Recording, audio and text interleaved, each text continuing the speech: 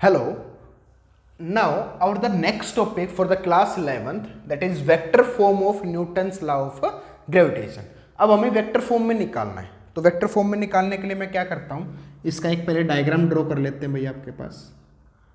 ये मैंने मान लिया कि आपके पास दो मासेस हैं ऑफ ए और ये बी है, are separated by a distance, जो कि सेपरेट किए गए हैं बाई ए डिस्टेंस, जो डिस्टेंस मैंने मान ली कितनी डिस्टेंस है, आर डिस्टेंस है। क्लियर है सभी को? ठीक है, ओके। अब यहां से मैं क्या करता हूं कि ये एक दूसरे के ऊपर अपना एक फोर्स लगा रहे हैं, बट उनसे पहले मैं एक यूनिट वेक्टर के फॉर्म में इनके डिस्टेंस मेजर कर लेता हूं। क्या कि मान लिया कि ये जो आपके पास डिस्टेंस लगा रहा है यूनिट वेक्टर के फॉर्म में, उसने लगाया r1 2, और जो फोर्स एग्जर्ट करेगा वो फोर्स आपके पास है F1 2। क्लियर है सभी को? इधर जो आपके पास अपोजिट डायरेक्शन में जो फोर्स लगा रहा है, जो फोर्स लगेगा वो तो लगाया उसने, दैट इज F21, और इधर जो आपके पास डिस्टेंस लगा रहा है वो डिस्टेंस मैंने मान लिया दैट इज R21। क्लियर है सभी को? ठीक है, ओके। अब यहां पे मैं मतलब समझाता हूं क्या कि F12 का मतलब क्या है। F12 का मतलब है कि the force on first object due to second. F12 का मतलब क्या है? फोर्स ऑन, लिख देता हूं, force on first due to, किसकी वजह से? Due to second. समझ आया सबको? और F21 का मतलब है that is force on second, किसकी वजह से? ड्यू टू फर्स्ट की वजह से। समझ आया नहीं आया?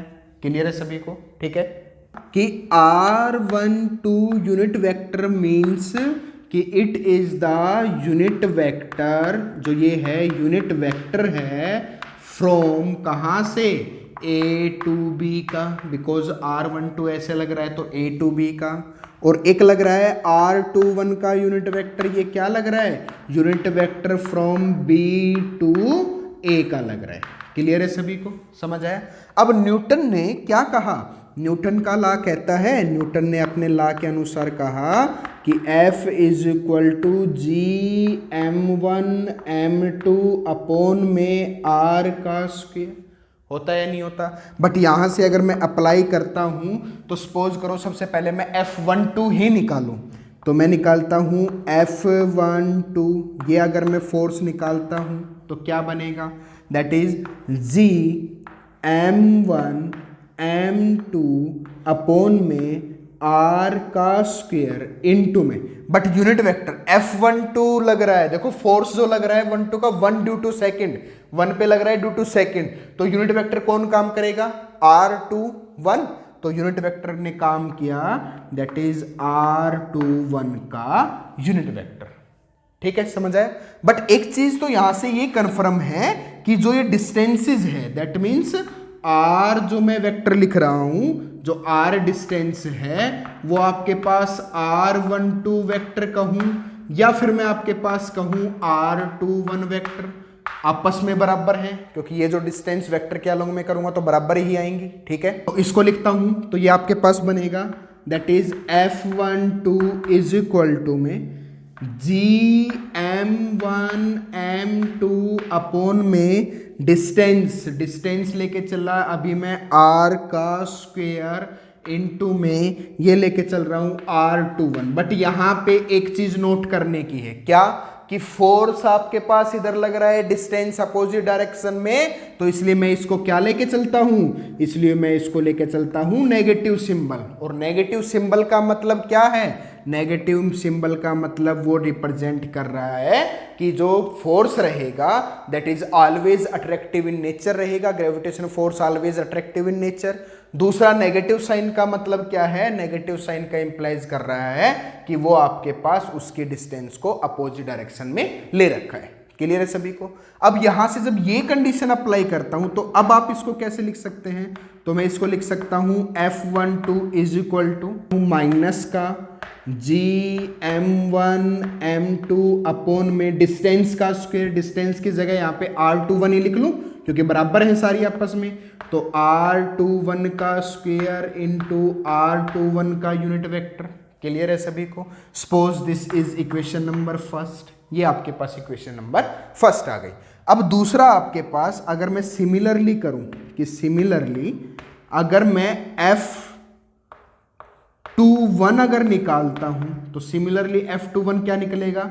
वो रहेगा आपके पास दैट इज G माइनस का ही लगा के चलता हूं M1 M2 अपॉन में R का स्क्वायर। बट F21 के लिए जो पोजीशन वेक्टर काम करेगा वो कौन काम कर रहा है? R12।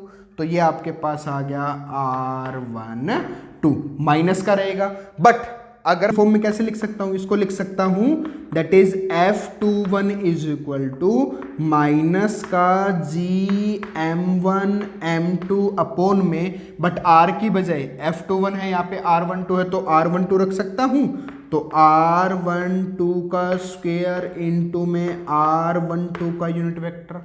क्लियर है सभी को? बट मैं क्या करूं कि अगर ये जो डिस्टेंस है, ये डिस्टेंस आपके पास सेम डायरेक्शन में लूं तो फोर्स कैसा आ जाएगा? पॉजिटिव इन नेचर आ जाएगा। दैट मीन्स मैं क्या करने वाला हूं, तो मैं ऐसा लिख रहा हूं देयरफॉर F21, जो F21 ले रहा हूं वो क्या लूंगा? दैट इज माइनस का GM1 M2 अपॉन में डिस्टेंस का स्क्वायर। डिस्टेंस कितनी है? R12 का square into, but R12 unit vector की बजाय R21 यूनिट वेक्टर ले लूं तो ये आपके पास R12 का जो यूनिट वेक्टर होगा वो कैसा है? माइनस का रहेगा। दैट मीन्स माइनस का R12 की बजाय मैंने लिखा R21 का unit vector. But minus minus कैसा हो गया? प्लस हो गया। तो ये आपके पास बन गया that is F21 is equal two plus का GM1 M2 अपॉन में R12 का स्क्वायर इनटू में R21 का unit vector. Suppose this is equation number second. But मैं इक्वेशन फर्स्ट और सेकंड को देखता हूं। इक्वेशन फर्स्ट आपके पास ये रही, इक्वेशन सेकंड ये रही। R21 R12 unit vector same है, यूनिट वेक्टर सेम है। बट न्यूटन का थर्ड लॉ भी क्या है? न्यूटन का थर्ड लॉ कहता है क्या कि every action there is equal and opposite reaction. That means F12 is equal to minus का F21। बट यहां पे अपोजिट हो रहा है, या फिर दूसरे टर्म में लिख सकता हूं कैसे कि माइनस का F12 is equal two plus का F21। कर सकता हूं या नहीं कर सकता? सेम यहीं से equation first, from equation first and second से मैं क्या देख रहा हूं? मैं यही कंडीशन देख रहा हूं कि F12 माइनस का है, F12 माइनस का है, F21 प्लस का है, ये है। तो ये होता है न्यूटन का थर्ड लॉ, जो कि यहाँ पे वैसे भी प्रूव कर रहा है। और ये आपके पास कहलाता है that is the vector form of the Newton law of gravitation. Clear है सभी को? ठीक है। मैं और लिख रहा हूं कि अगर कोई भी यूनिट वेक्टर है, अगर इसका यूनिट वेक्टर लिखा जाएगा तो कैसे लिखा जाएगा कि जो भी ए वेक्टर रहेगा अपॉन में मॉडुलस ऑफ ए रहेगा। क्लियर है?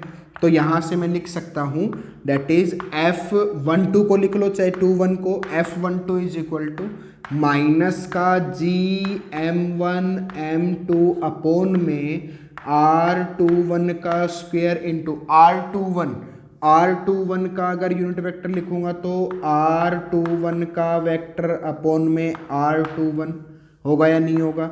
देन मैं यहां से लिख सकता हूं that F12 is equal to minus का GM1 M2 इंटू में R21 का वेक्टर अपॉन में R21 का क्यूब। लिख सकता हूं या नहीं लिख सकता? क्योंकि 21 ये रहा, 21 ये रहा, तो क्यूब लिख सकता हूं। तो ये आपके पास वेक्टर फॉर्म।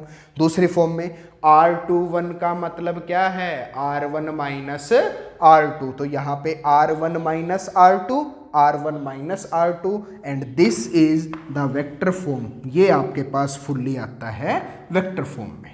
क्लियर है सभी को? Noted down? Okay. If you have any query about this video or this topic, then you can comment us in the comment section. Thank you for watching us. Also like and subscribe the video. Thank you.